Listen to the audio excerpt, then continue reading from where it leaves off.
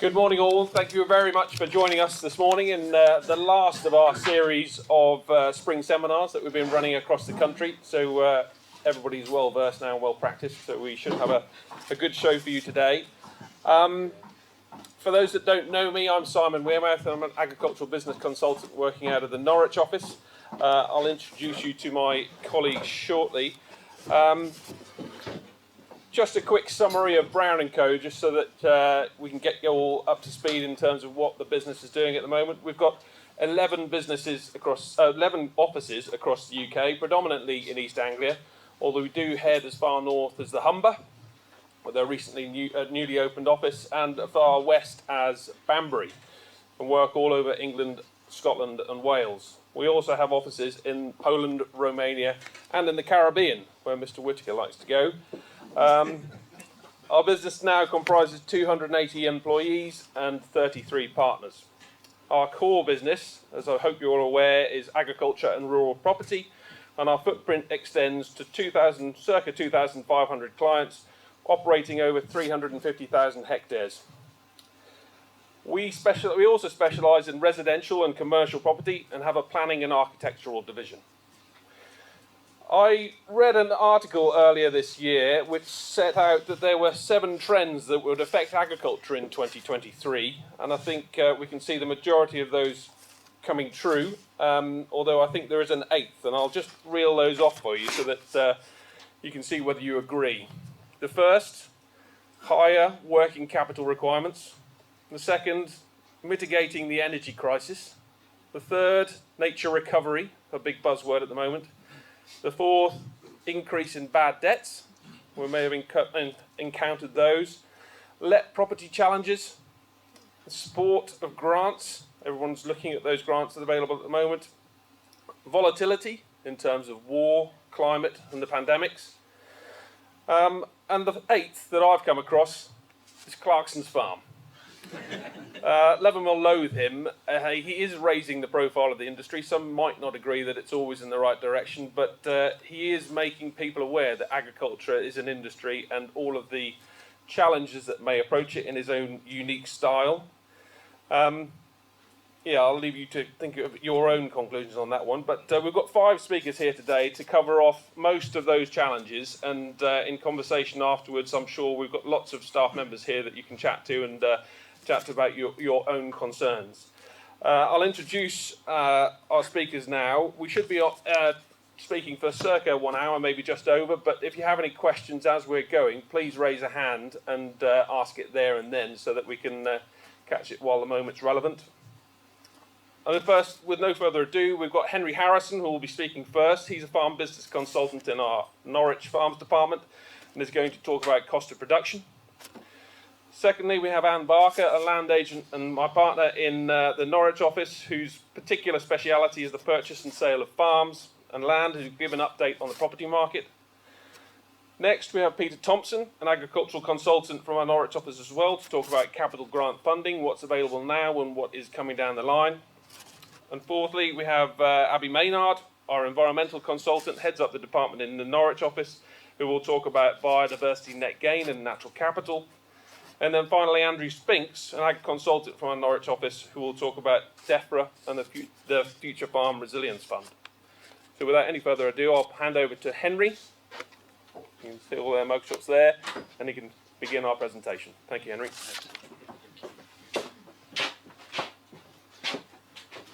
Right, good morning everyone. So, thank you Simon for the introduction, but yeah, obviously Henry Harrison, part of the agribusiness team in our Norwich office. I'm going to talk to you a bit about cost of production and net margin. So, both having a strong understanding of cost of production, net margin, I personally think is probably one of the most important things that we've got to have a handle on in any farm business. It's probably more important now than it ever has been. Sort of bearing in mind, as of the 23 claim in terms of basic payment, for the typical 1,000-acre farm, your claim will be about 43% less than it was in 2020. So we need to make sure that we've got a good idea of our cost of production to make sure that we can make some informed decisions and profitable decisions going forward. So just to start off, the majority of this is going to be data, slides, graphs. So what I will do is just try and talk you through each one as best as I can. But please shout if you've got any questions as we go through.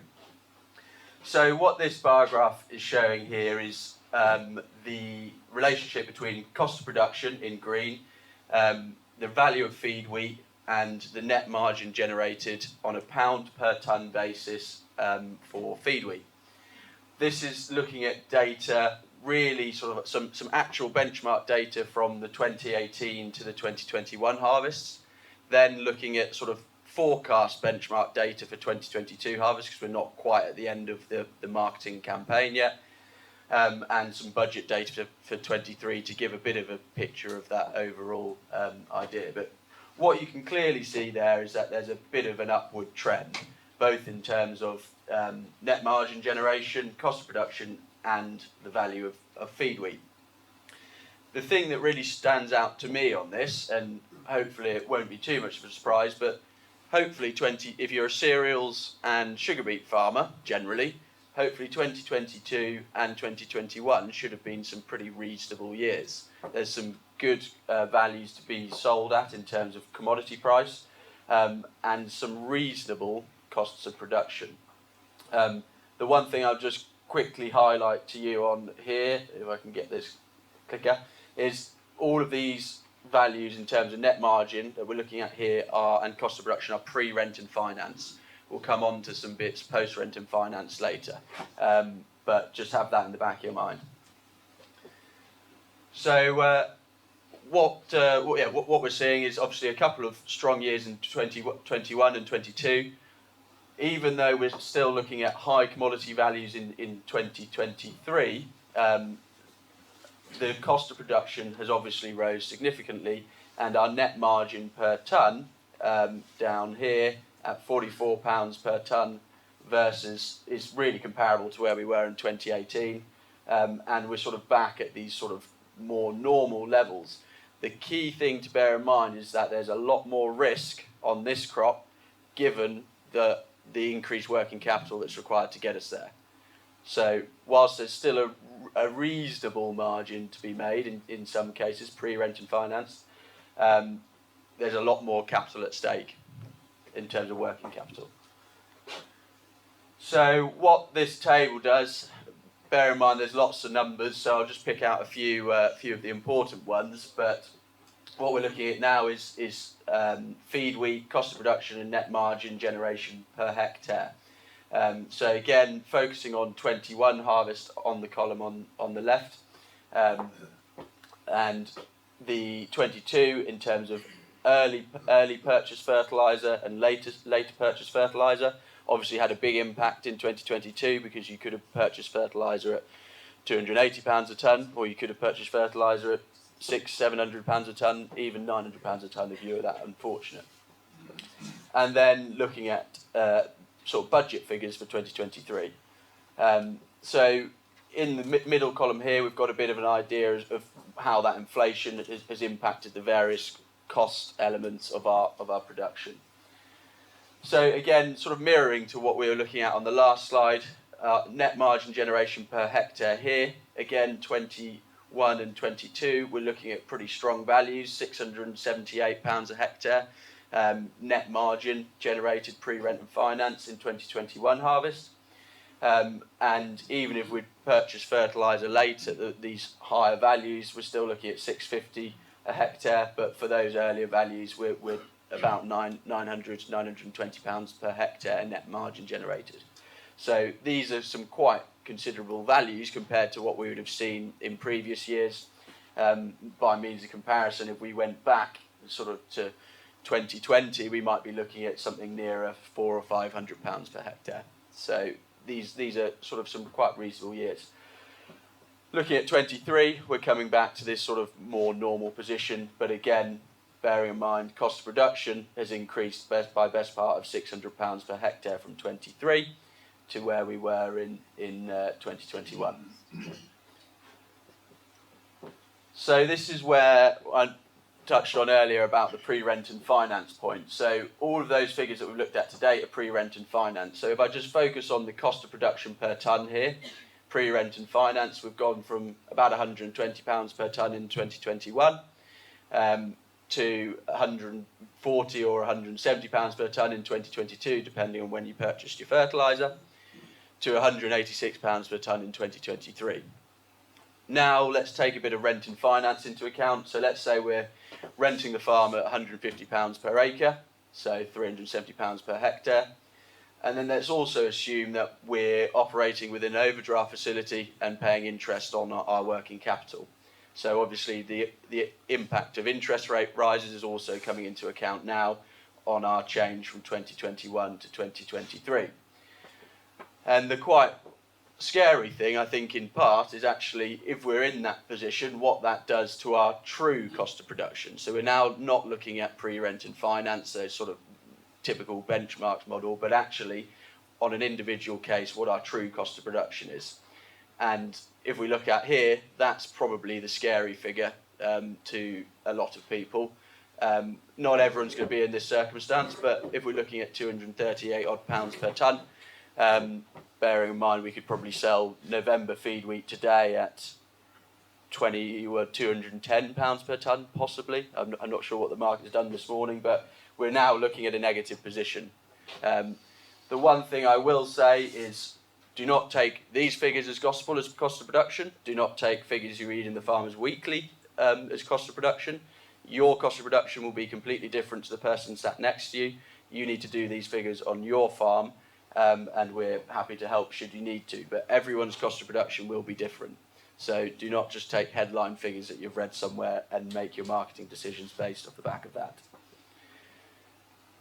So what I'm trying to present here on this next slide is thinking, okay, we've done our figures, we've looked at our cost of production, we've looked at our net margin generation per hectare. How can we use these to help drive profitability and sort of hopefully improve our decision making? So what we're looking at here is, again, a bar graph, a bar chart saying what our average net return pre-rent and finance is on a crop by crop basis. Again, this is taken from, this data is sort of from benchmark data. This is from the period, I think, 2018 to 21, where we've got actual data rather than our forecasts and budget figures that we were looking at previously. So we are looking at actual results here. So again, you can see the relationship between the different net margin per crops on that chart. Obviously, it probably comes as no surprise, wheat and oilseed rape being the top performers, winter barley and sugar beet coming behind there. So probably no surprise there. So we can use this to actually start scrutinising that and thinking, actually, if we looked across all of our previous five-year average net margin per hectare results, winter barley often is always the lowest in that leaderboard, if we wanted to call it. Now, we're not saying straight away, right, let's axe winter barley and we can carry on with that rotation without it, because we probably can't, because our winter oilseed rape is probably pretty key, our winter barley within that rotation is pretty key in getting our winter oilseed rape established in a good early and timely fashion. So we've got to always have that in the back of our minds in terms of the importance of that crop within the rotation. But now just taking that forward and thinking, right, if we looked at an indicative 6-year rotation, we might say we've got wheat, winter barley, oilseed rape, another wheat, sugar beet, spring barley. So our average net return across that, net return per hectare, pre-rent and finance still, across that rotation would be £377 per hectare. Again, this is looking at previously benchmarked data from 2018 to 2021. But it gives us an indication as to what that sort of typical rotation is going to provide us. So what we can use that to do is think, right, let's start scrutinising some of the crops in that rotation and seeing whether there's ways that we can improve the overall picture. So here we start looking at our tools under countryside stewardship. So we've got some indicative countryside stewardship net margins here.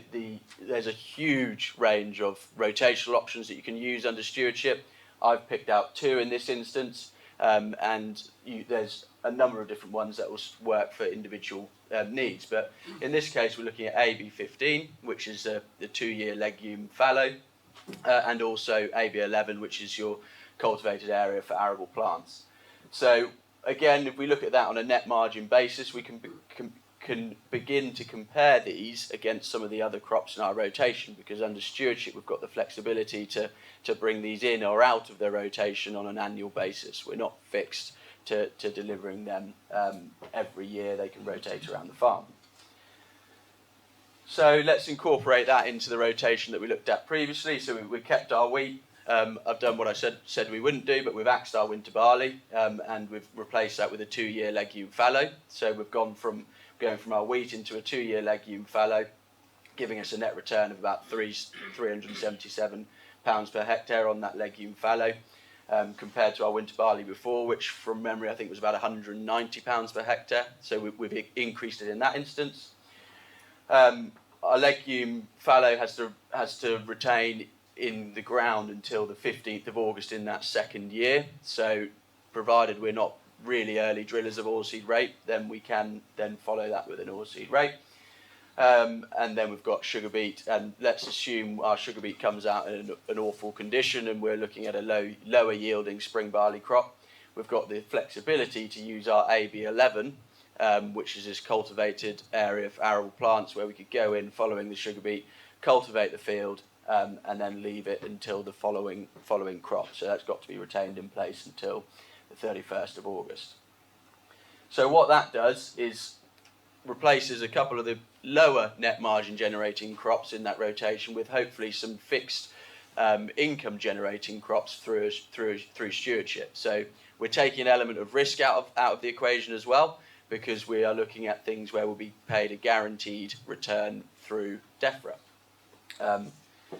So what does that do? That takes our overall net margin across that rotation to £399 per hectare. So comparing that to where we were before, we're at £377 per hectare. So it's an increase. It's not huge increases, but we can tailor this as best or however we need to, depending on that rotation.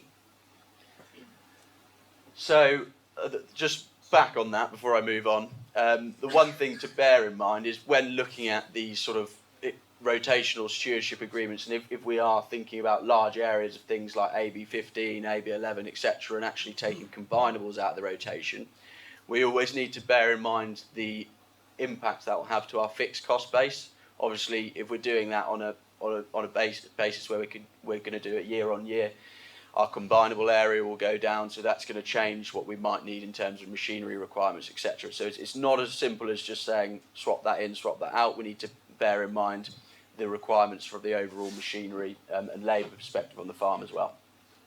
So again, going forward, how else can we use that cost of production net margin information?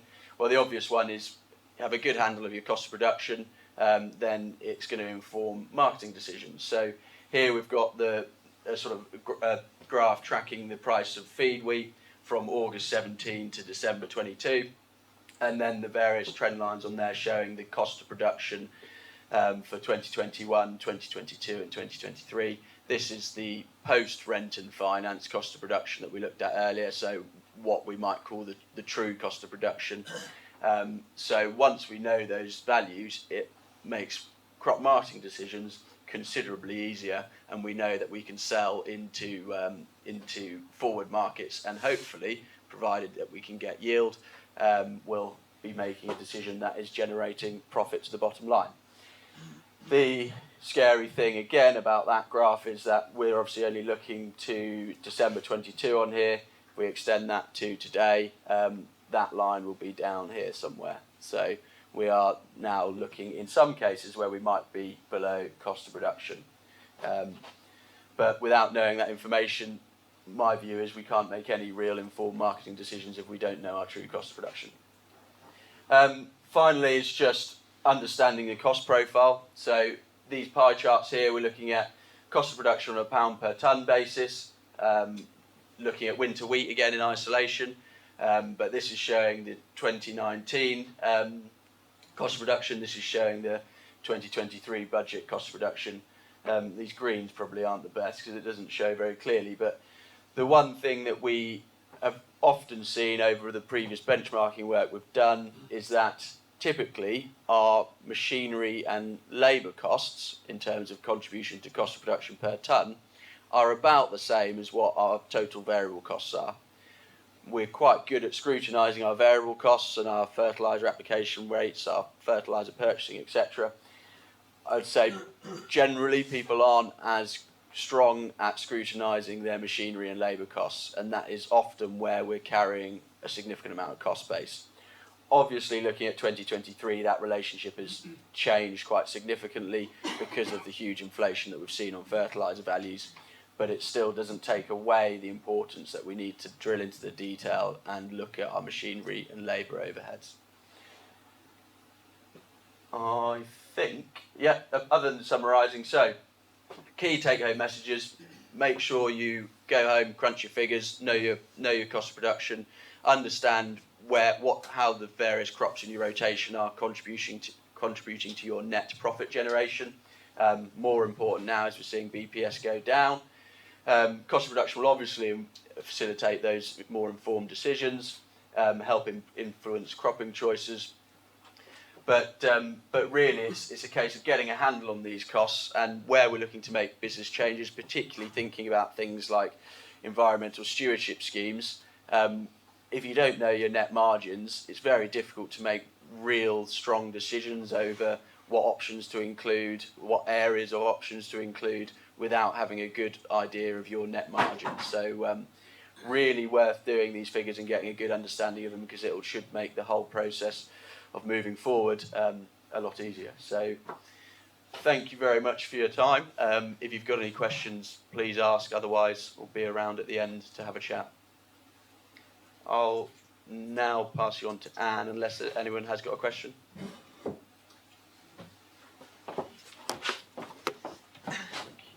Thanks, Henry. So obviously huge amounts of detail there in terms of budget positions, and we're going to come out now to the bigger picture in terms of balance sheets and what they might look like at the moment. So the chances are there are relatively few people in the room who are thinking about buying or selling over the next 12 months. So why is this important? We need to think about the wider context of land values. It's obviously important from a security and borrowing perspective if you're looking into those options, and also it's important for tax planning. Have you considered, if there's a big change in values, the impact that has on your wider estate, and any plans you might have put in place from that perspective? And also, when we've got strong balance sheets and the sort of volatility that Henry's talking about, an increasing number of clients are seeing this as a good opportunity to restructure their businesses. And so that's something that's also very relevant here. So this is how we got here. This is the graph that's probably familiar to a lot of you. You won't be able to see the date line here, but we start in 2006, financial crisis. That's when money piled into land, and we saw this rapid uplift in values. If the graph had gone back further than that, it would have been bumbling along at sort of £3,000 an acre for quite some time. So 2006, big rise in values, jumped up, felt like very quickly, up to the peak in the middle there, which was about 2015, which we felt at the time in the years afterwards, that really did feel like the peak. And it was averaged there on this is Brown&Co data at just around £10,000 an acre. What actually that doesn't show since then, we've been working in this hugely variable market. So really there could be a swathe of colour on that graph from about £7,000 or £8,000 an acre up to £12,000 to £14,000 an acre, which is the range in which we've seen transactions happening over that time since 2015. But what we can see very clearly now on the graph is a real uptick in values over the last 12 months. So that average figure there is £10,750 an acre. We've tipped over the £10,000 an acre average mark, so we're higher now than we were at the peak in 2015. And this is Brown&Co data from the transactions we've been involved in across all of our patch, but this very much reflects national data across all agents with the state of the market. We've got a very powerful example of that change in the market over the last 12 months. A sizable transaction we were involved in south of here where a block of land was bought at the beginning of the year, and for various reasons the new owners wanted to sell it unexpectedly at the end of the year, and they sold it for 35% more at the end of 22 than they purchased it for at the beginning. So big change, a lot of movement happening in the market. Obviously, a lot of movement in markets generally. So how does that reflect across other changes that are happening? So farmland, 14% increase over the course of last year. House prices, although they took a dip at the end of last year, still showed an increase across the whole year at 13%. FTSE, 12%. So gold is the only thing outstripping land there at a 21% increase over the course of last year. So what are the factors? Huge part of it, of course, is all about supply and demand. Over the last 15 years, 140,000 acres of UK farmland is sold per year on average. That's the 15-year figure. But in 2020 and 2021, we had a huge drop in supply with only 60,000 acres sold. And whilst that crept up a bit in 2022 to 80,000 acres of farmland sold across the country, it's still a very low figure. So we've got still historically very low supply and high demand, and actually increasing demand. So what are the drivers in terms of demand? Tax benefits are a huge factor. So we're talking here principally about inheritance tax reliefs, the benefit of owning agricultural land as part of your estate. That's a driver for buyers wanting to put money somewhere where it will be protected. But we've also got buyers who are looking to benefit from rollover relief, so money they've made potentially outside of agriculture, and rolling over that gain into a relievable asset. And that is still a key driver for the demand in the market. Land is still seen as a safe investment. That's what we saw in 2006 when we had the financial crisis and everybody piled into land and the values went up. It's the same principle. But we've also got opportunities in the sector, some of which we'll touch on today, including, of course, renewables, environmental angles. They've all got a demand for land. And so land is seen as a hot place to have money. So just want to talk about a couple of examples from last year, just to show a bit more about really the depth in the market. This is a residential farm that we sold towards the end of last year, Old Buckingham. House, traditional and modern buildings, good grain store. We lotted the house separately with some grazing land to appeal to residential buyers. We had huge amounts of interest from that perspective. We had interest from people in just the land and the grain store who wanted a straightforward, clean investment, as well as lots of interest in the property as a whole. So lots of demand pushed the sale price well over the guide. But we also had here buyers who were new to agriculture and prepared to borrow to get into farming. So not just people rolling over from a tax perspective, but also people who actually like the look of farming as a business. I do blame Jeremy Clarkson for that. And wanting to get involved in agriculture, genuine new entrants. Very different proposition later in the year. This is a property in South Norfolk, 125 acres, and 150 acres overall. But the biggest field was about 8 acres, and the hedges were typically about 7 metres thick. And I thought this is going to be an interesting one because the neighbouring farmers are unlikely to want this. This isn't a farmer's block of land, and it's too big possibly for residential type buyers. But we actually saw a huge number of buyers for this who were drawn to it because it was completely untouched. So lots of environmental type buyers, as well as farmer buyers who wanted to park themselves out of the way somewhere and farm, perhaps how farming used to be done. And there are a genuine number of farmer buyers along those lines as well. So this shows really the depth in the market. We used to talk about the market being quite thin, but we've actually got huge spectrum of buyers with lots of different drivers that are all active in the market at the moment. Quick comment about private sales. With both of those examples I just gave, we achieved well over the guide price because of the competitive situation that we were able to generate by having the property marketed.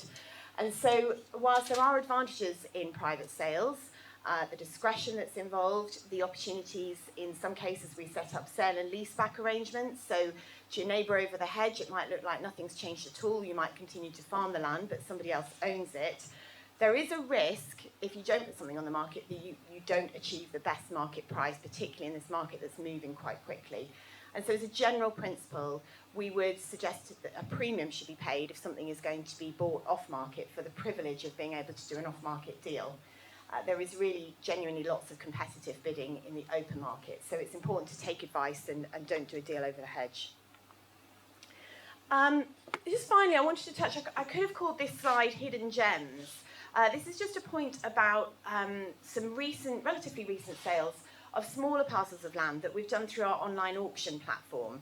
This is a platform that was set up largely because of COVID and not being able to do in-room auctions, but it's proved to be incredibly successful and quite a nimble way of handling transactions in a short time frame. So the block of land on the left here is a piece of grazing land at Aylsham, that's 6.5 acres. It had an overage on it from a previous sale, and through the auction platform it sold for 233,000, which is just over £35,000 an acre.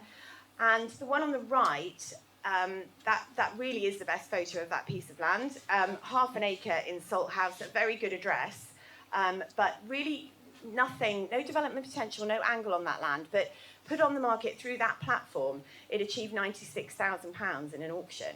So what I really want to make the point here, not only about the platform and how valuable it is, but also just don't underestimate some small corners of the farm and the opportunities there might be out there, particularly if you're looking to raise funds or to restructure. We're always happy to review all the assets across a holding and consider exactly what's there. So in summary, on the market, we've got lots of opportunities for buyers and sellers in a very lively market. We've got historically very high land values, as you saw from the graph, and we've got historically very low tax rates. So it really is a good time to take advantage of that position. Tax really can only go one way from here. And also use this as a time to consider wider discussions on estate planning, generational change. We're always happy to have those discussions. And just finally, a quick comment on rents. Farm business tenancy rents we're still seeing, I would say, for straightforward arable land, no water, £125 to £200 an acre probably is the range we're still operating in. I think, Henry, you had £158 an acre on your spreadsheets. But really, whilst it feels like this shouldn't be sustainable, if tender opportunities are going ahead and people are still tendering £200 an acre, that is where the market will be. And so we're not seeing any movement really of any significant level in rents. And for old style agricultural holdings act tenancies, again, we're seeing very few notices served, largely because you have to have your crystal ball out and look ahead 12 months as to what the situation might be. And we've seen from Henry's figures that's quite difficult. So very little movement in rents. That's it, quick roundup. Good morning, everyone. My name is Peter Thompson from the Norwich office, working in the Agribusiness Consultancy Department. So over the next few minutes, I'm going to talk through some of the grant funding opportunities that are available now and in the near future. So during the first phase of the Future Farm Resilience Fund that Brown&Co delivered on behalf of Defra, we learned that of the 750 farms that we work with, 68% of profits were derived from the basic payment scheme. Now, we all know that the basic payment scheme is in decline, and as well as rolling out new support under the ELM schemes that Abby will touch on, Defra have indicated their plan to make more funding available for capital grants, with the aim of reducing that resilience on subsidies. So this is all going to be done through improving productivity and profitability on farm. So we expect the pace of grant rollout to quicken over the next couple of years. At the moment, farms have lost at least 35% of their basic payment scheme, and that figure is going to rise to at least 50% next year, halfway through the transition period. So moving on to the first grant funding opportunity that, aside from countryside stewardship grants, is the only one available at the moment. So this is the Farming Equipment and Technology Fund, more specifically the productivity and slurry theme. So this is closing on the 4th of April, and this scheme essentially provides funding between 1,000 and 25,000 for a pre-approved list of eligible items, with the focus being on improving farm productivity and slurry management.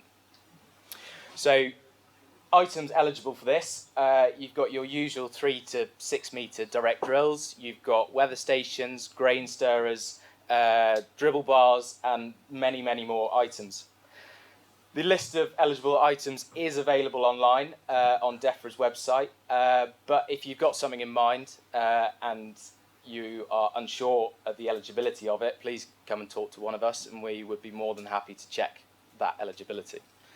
So a big positive of this scheme compared to previous versions, Defra have removed the need to source 3 quotes for each item that you're considering buying.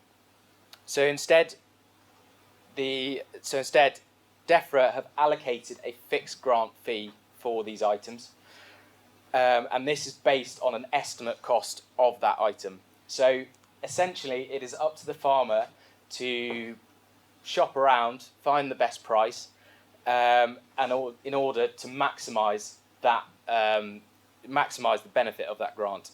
But be warned, because the grant authority will only pay for items that meet the full eligibility criteria. So if you cut corners, you may find yourself losing out on that grant funding.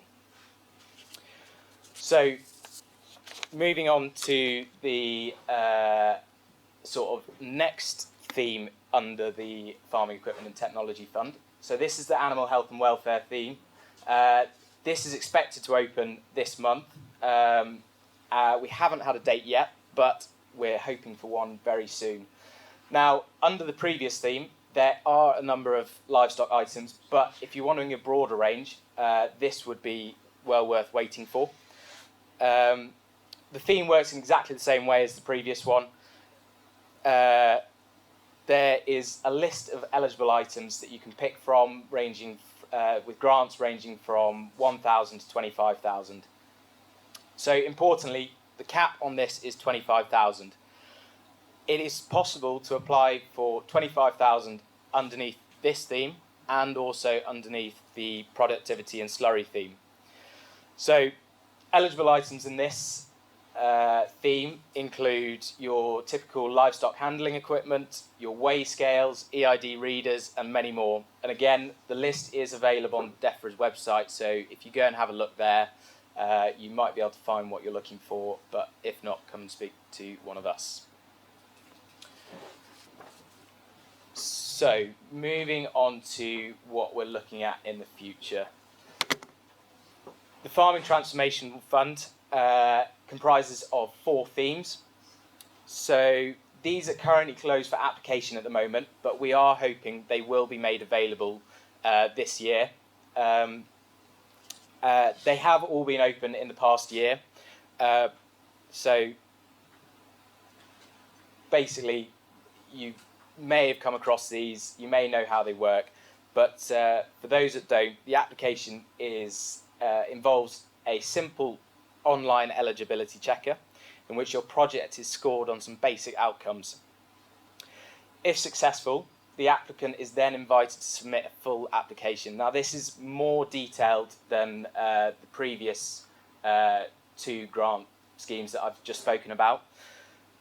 This will require 3 quotes for each item that is included in the grants, and you will need to show the financial impact or benefit of the grant on the business. So, moving on to the first theme, improving farm productivity, it is what it says in the title. So this grant is sort of gearing towards embracing technology. So eligible items would include sort of robotic equipment and slurry management equipment. So secondly, we have water management. This focuses on irrigation infrastructure and is available for reservoirs, equipment that improves irrigation efficiency. Now, this grant is heavily focused on the environmental implications. During the first round, we saw projects score very highly for those that mitigated those implications, those environmental implications. So projects that reduced summer extraction and reduced water wastage scored highly and were accepted. So next we move on to the adding value. So this is designed to add value to produce on farms to allow for higher value sales. Grants would be awarded for processing equipment, packing lines, and retail equipment such as vending machines.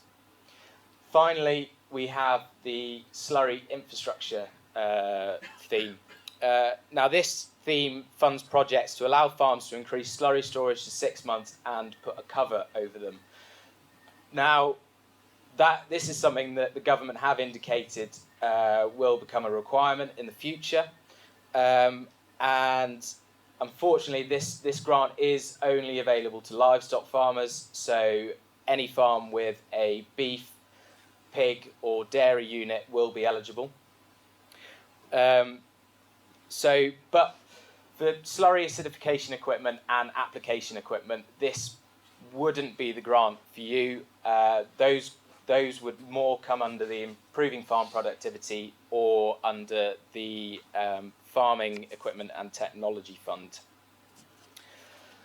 So an important point for these larger grants is that, and specifically for the water management and the slurry infrastructure grants, is that if planning permission is required, the planning must be in place before the grant can be awarded. In most cases, this planning permission must be in place before the application is submitted. So, moving on to a slightly different grant. We're looking towards the future and awaiting an announcement on the Rural England Prosperity Fund. So this is connected to the UK Shared Prosperity Fund, which comes under the umbrella of the government's Levelling Up agenda. So this is aiming to provide £2.6 billion worth of funding by March 2025. Important note, this does not have an agricultural focus. Instead, it focuses on a series of objectives around boosting productivity, creating jobs, improving living standards, as well as rebuilding local communities. We don't have any specific information on this yet, but the scheme will fund diversification projects to create employment, and this may sound very similar to some of you as the LEADER and the growth programme schemes before sort of had the same sort of objectives. So if you've got a diversification project in mind that is likely to create a job and improve your business, then keep grant funding in mind, because some of those projects do come at a cost and grant funding can significantly help in this. We will be keeping our ears to the ground on this, so if you're wanting an update, please give us a call at any point and we'd be happy to provide that. So with this, preparation is going to be key. There is a limited amount of money, and the same applies for the Farming Transformation Fund. They are competitive, and in this Rural England Prosperity Fund, we have already heard that a proportion of the money has been earmarked for the public sector projects. So if you're wanting your best chance of winning a grant under this umbrella, you will need to be ready to go once the schemes are launched. As with all grants, planning permission will be key, and you'll want something in place before the grants are made available. Our planning department at Brown&Co would be happy to assist if anyone has anything in mind. So just to give you an indication of what we've we've heard so far in terms of what funding will be made available under this. So it's split up by regions. So in North Norfolk, we've heard that £1.5 million will be allocated. In West Norfolk, another £1.5 million. Broadlands, 500,000, and the Brecklands, 1 million. So just to wrap it up, thank you all for your time. I hope I've given you a flavour of what is available and what might be eligible for grant funding. I will finish by saying that Brown&Co has had some great success over the past few years, from all projects covering from bouncy castles to robotic tractors, and helping to secure £15 million in funding across the various schemes. So if you've got a capital project that you're considering, please get in touch with one of us, and if there's a grant available, we should probably know about it. Thank you, and pass you over to my colleague Abby, who will deliver her speech. Thank you much. Right. Good afternoon, everyone. Can you hear me at the back? Can you give me a wave? Yes, thumbs up, marvellous. Thank you very much. I say at the beginning of every talk I give, I have a tendency to get quicker and quicker as I go on.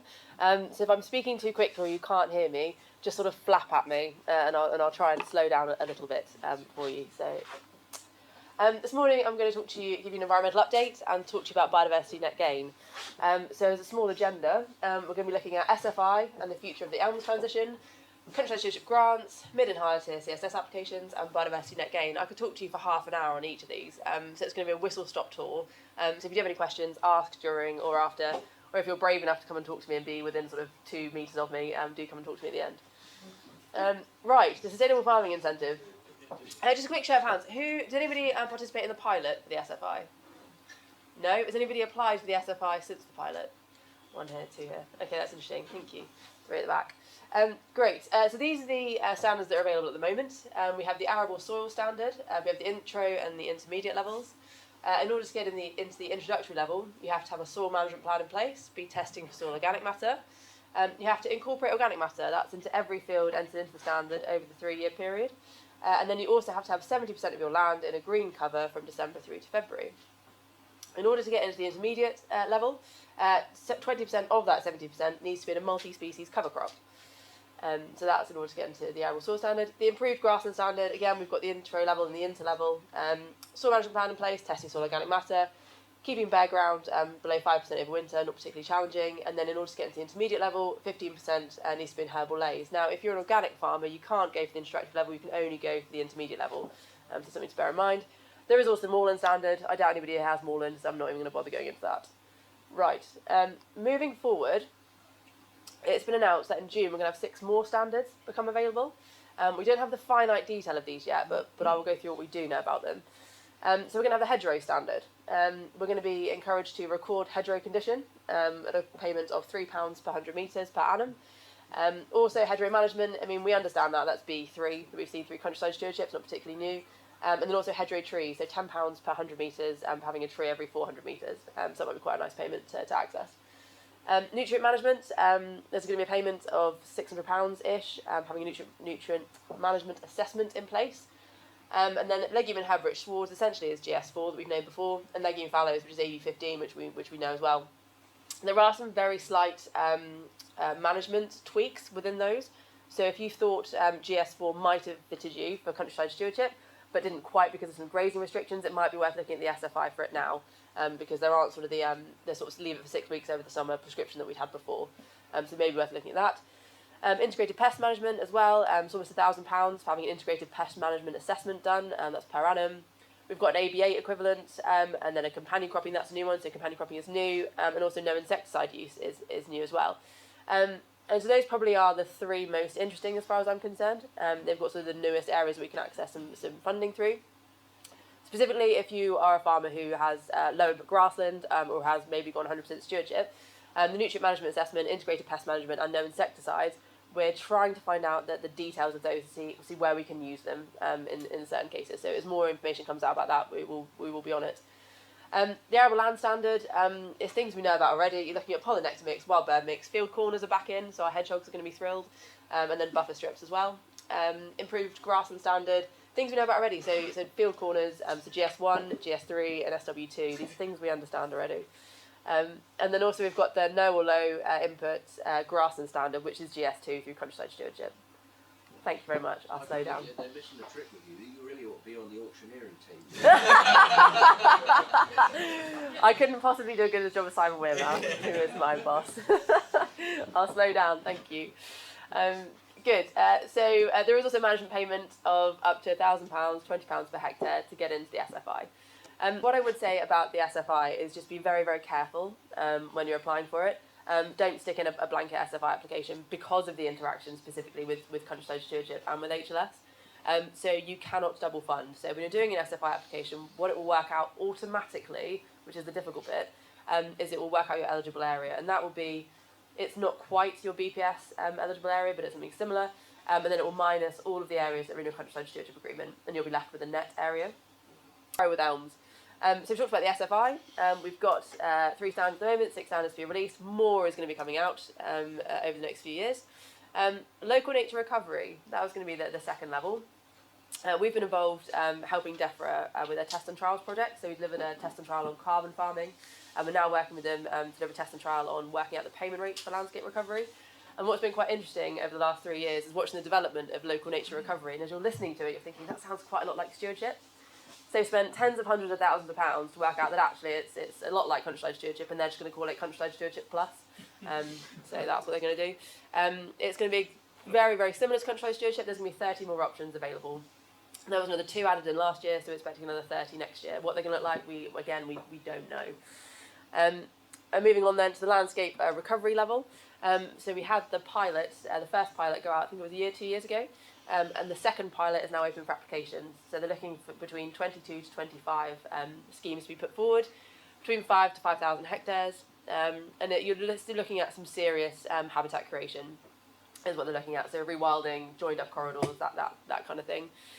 We did have a look in the Norwich office when the first pilot opened at about 3 big projects. We decided not to move forward with any of them because at that point, in order to access the landscape recovery pilot, you have to sacrifice your BPS and your countryside stewardship, and at the time it wasn't worth it. But we are keeping an eye on what's happening with landscape recovery.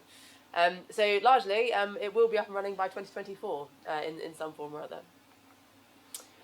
This is the important bit. So before I start waffling on about countryside stewardship, and you all sit there and think I'm in the 3rd year of my countryside stewardship agreement, I don't need to listen. This is the important bit. So, CSFO, so Catchment Sensitive Farming Officer target areas are now non-restrictive. So before, only if you were in the red area could you access countryside stewardship grants, so for exciting things like concrete and yard infrastructure. Then they, I think about a year ago, 2 years ago, they then said, well, actually if you're in the yellow area you can probably have a stab at it. Now anybody can. So no matter where you are, you can have a stab at applying for some of the exciting countryside stewardship grants.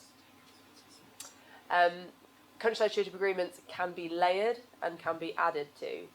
So again, if you're in the 3rd year of your agreement, you need to be listening because we can, as Henry was talking about earlier, if you want to start using large areas of countryside stewardship, now you can start doing that even if you're in the 2nd or 3rd year of your agreement.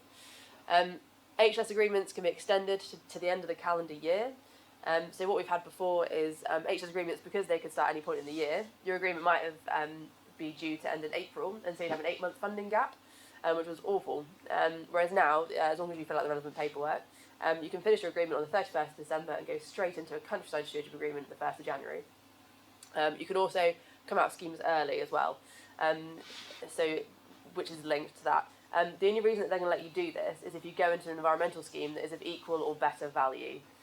There is no more guidance on what they mean by equal or better value. They're probably not talking in terms of financial income, they're probably talking in terms of environmental delivery.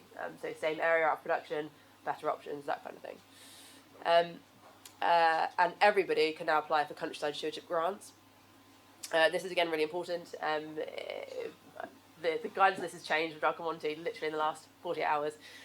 But no matter if you're in an HLS agreement, a countryside stewardship agreement, if you're in no agreement at all, everybody can apply for these grants.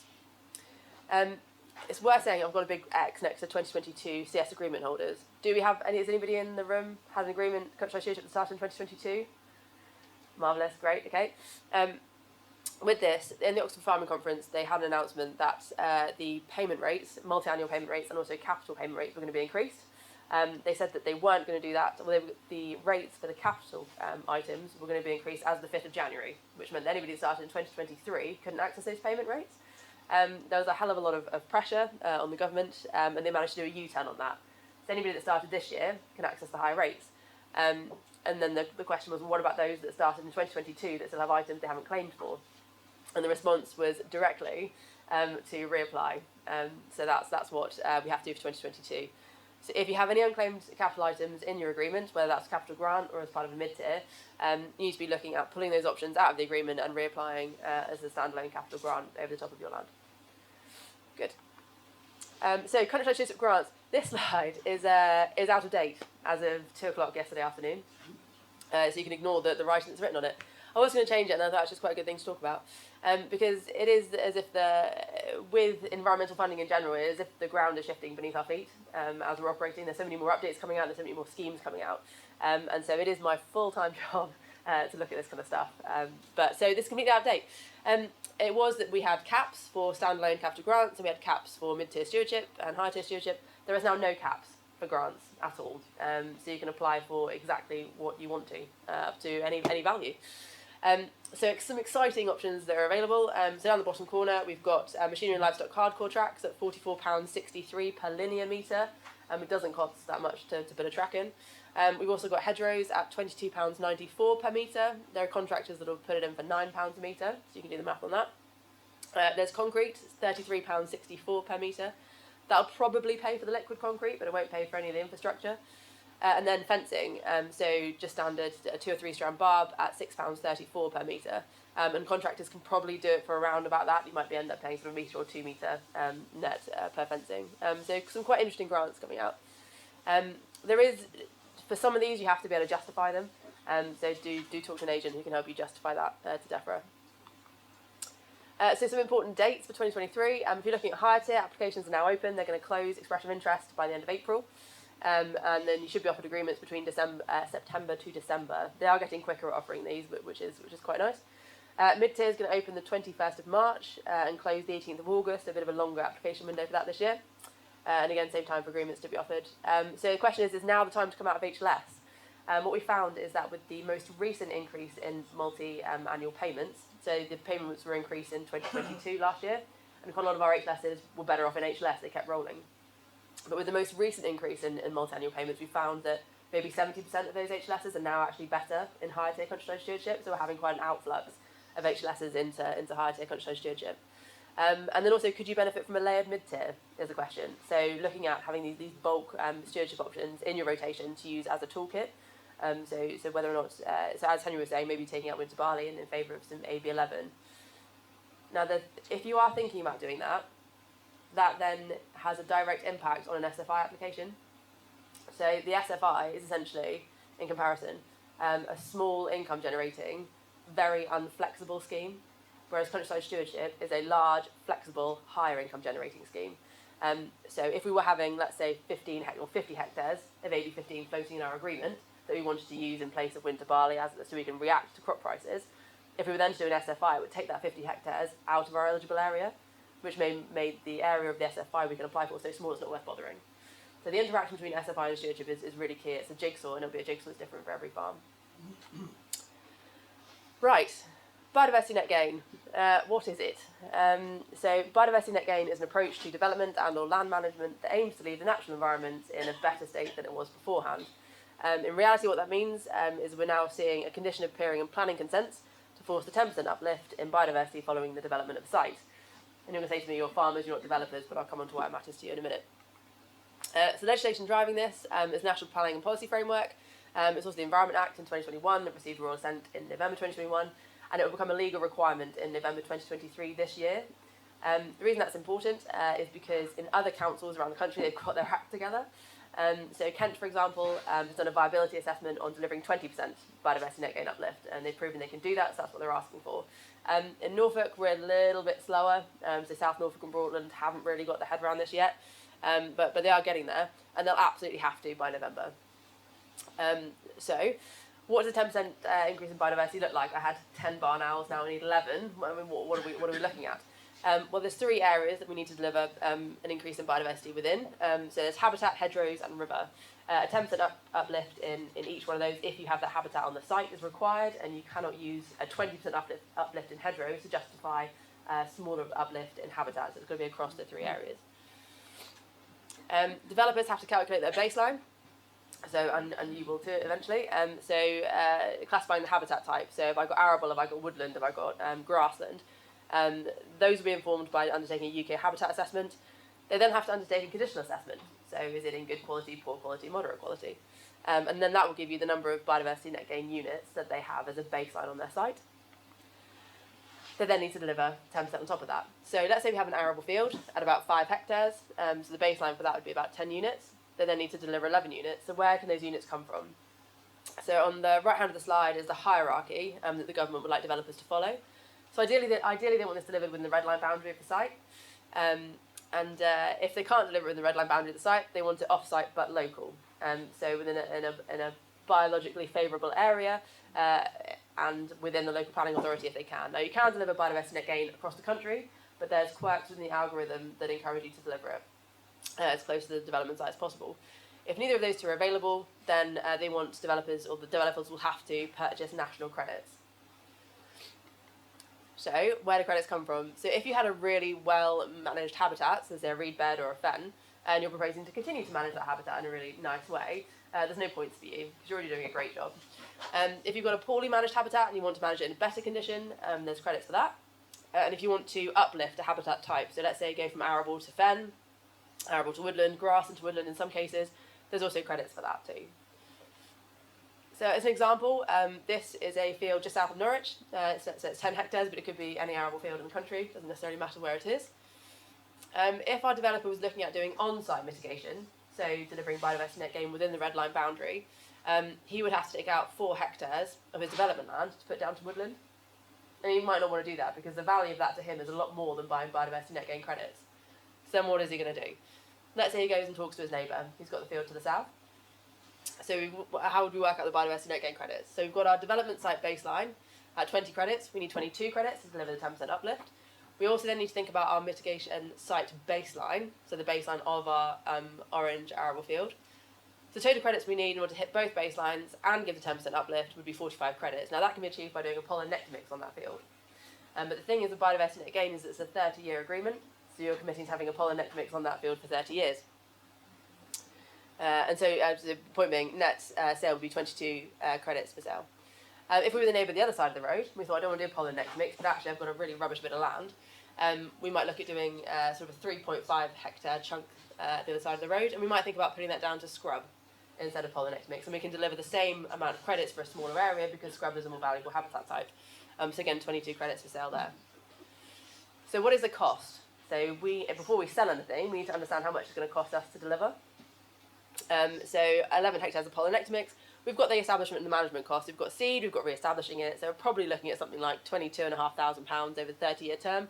And then we've also got income foregone. It needs to generate an income for us. So if we look at a gross margin of £600 per hectare, because quite frankly, if we're looking at anything less than that, we probably should be putting the whole farm into stewardship potentially. It needs to make a good income for us. So £207,000 over the 30-year term would justify £10,500 per credit as a minimum. And that we should almost be seeing that as a crop type. So guaranteed income on that field for that period.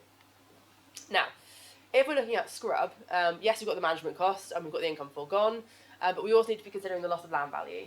Because when we go to scrub, we're probably not going to be coming back from that practically, but then also because it's going to be quite a nice habitat, there's probably going to be legislation, and there is legislation at the moment, that would stop us from pulling that back to arable. So we've also got the loss of land value. So with that, we'd probably be looking at going from £10,000 an acre-ish, and I'll probably curse me for saying that, but down to about £2,000 an acre for a young woodland. So we've got a £69,200 loss in land value, which is going to be permanent. So therefore, working all that back per credit, we need £7,850. Okay? Good. So what kind of...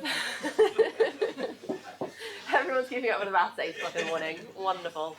Good.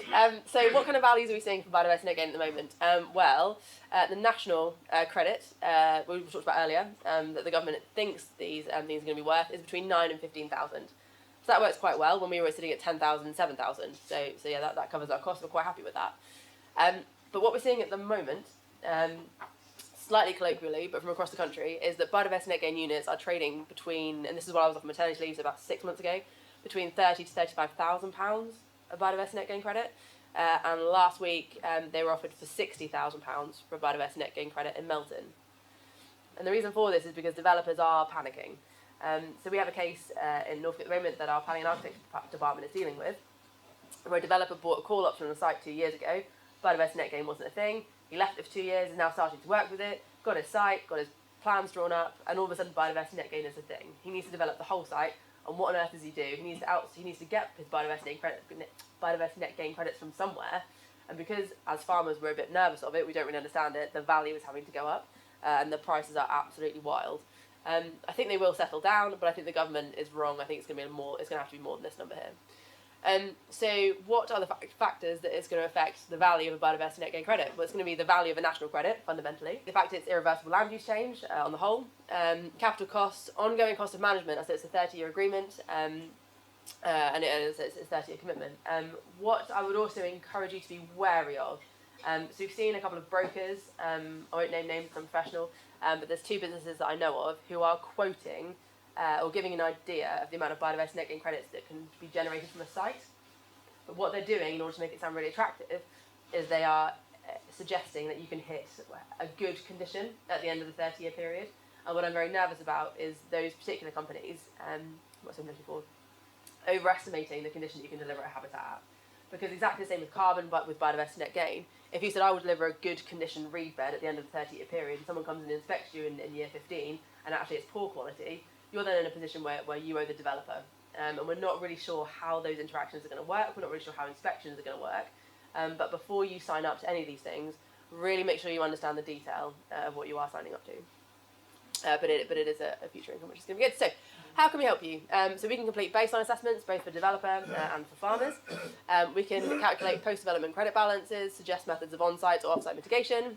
We're beginning to build our own habitat bank with land-owning clients. So if you've got an area that you think actually that area hasn't ever produced, and I wouldn't mind that being locked up in perpetuity, realistically, is what we're talking about, and if I'm getting a really high payment for it, we're building a habitat bank. So we're really fortunate, as Simon was explaining with our different departments, that we have a planning and architecture department. So we have developers that are looking for these credits, as well as landowners that want to push these credits. So it's chicken and egg, but we're hoping to build the bank so that developers can access that. We can also broker sales between landowners and developers, conflict of interest permitting, probably cross-office. And then we can also monitor the site condition over the 30-year period to make sure that you're not over-egging what you said you could deliver on. So I think that is about it. As a brief run through, I don't know how long I've taken, probably more than I should have done. Any questions for now? Would you play that back at half speed? Sorry, I did try and go slow. I'm done then. I'm going to pass over to Andrew, who's going to talk to you about our FFRFs. Okay, good morning everybody.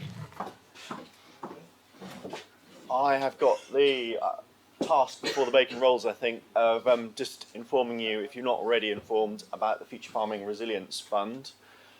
So Brown&Co have been involved in this from the very early stages, I think, and this is probably the 3rd iteration of the scheme that we've put forwards. I think at the start it was all about the basic payment scheme. The basic payment scheme is declining, and there was a need from Defra's point of view to react to that and trying to help farmers to react to that, because there's some quite significant implications if it comes as a bit of a shock and you sort of crash and burn. So this is trying to make changes over the transition period rather than all of a sudden realising we need to make changes. But in that time, as I'm sure I don't really need to tell you, there's been all sorts of other things that have cropped up and become things to think about. So there's lots of drivers for change at the moment, and in what we're trying to put forwards and offer, we've tried to react to all of these things. So project has started. We're now delivering Future Farm Resilience meetings, but we can deliver those all the way through till March 2025.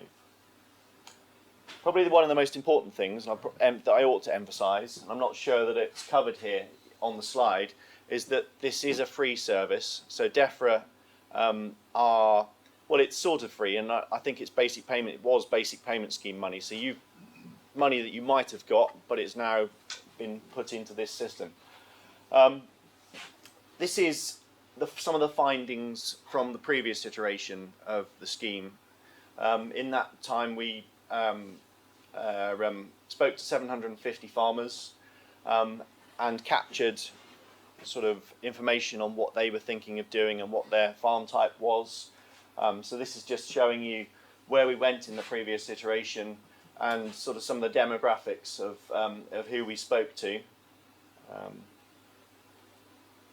And these are some of the key findings from that previous iteration. As I think Peter already mentioned, one of the big numbers that I think really focuses the mind is that 68% of profit in many situations was made up of basic payment scheme. And the other one over here is that a lot of people realise they need to make change over the next 5 years, but there's quite a few that there's quite a few that aren't at the moment or haven't quite worked out how to make that change. And this is a sort of a scheme trying to help with that. So out of all these early rounds and the information we gathered, we've developed some supporting options. There's 1, 2, 3, 4, 5, 6, 7 there, and I'll go on to outline them in a bit more detail. So the first one, and this was the one we did in the previous round, and we've sort of slightly evolved it, but it works really nicely as a sort of a starting point when we go onto a business, is the business review. It's a half a day on farm, half a day putting together a report. And it's about capturing the basic information on the farm, getting an overall picture, getting a feel for the person that you're dealing with and what their ambitions are, and how the farm determines their future direction. So we're looking at financial and physical analysis of the business, looking at some of the diversification options, and just trying to pick up an overall picture. The next one is a more detailed. So we can do the business review, or we can do some of these more detailed interventions. And often the business review is the first bit, and that informs where we go beyond there. But you might like to go straight to the point, and I want to look at a certain aspect of the farm. So this one is the budgeting and business planning. So we've got a net margin spreadsheet tool, and gets in more detail into the finances of the business. Or if you've got a idea that you want to implement and you want a little bit of help in working out how that might affect the overall business, we can look at a partial budget for that. So diversification, linking into grants maybe as well. That's a really nice way of, if you've got a diversification opportunity, and it's a nice way of looking at that. Again, sort of linking into grants, we've got sort of a suite of options looking at technology adoption and collaboration. So looking at grant funding, we're going to put together, I think Henry particularly is doing a few of these, some benchmarking groups as well through this scheme. Looking at options for collaboration, how you might collaborate with your neighbour, and also looking at machinery and labour planning and analysis. I think Henry again earlier on specifically said that about looking in detail at machinery and labour, and that's an opportunity to start that process via this scheme. As you will have picked up, there's we benefit from having a diversity of people within the office, and the land agency department brings this offer, looking at planning and appraisal, actually planning team as well, looking at this side of things, and then we've got a energy consultant within the business as well. So there's an opportunity to look at energy assessments, looking at solar and renewable and that such like. One of the demographics that could particularly be impacted quite heavily through these changes is the tenanted sector.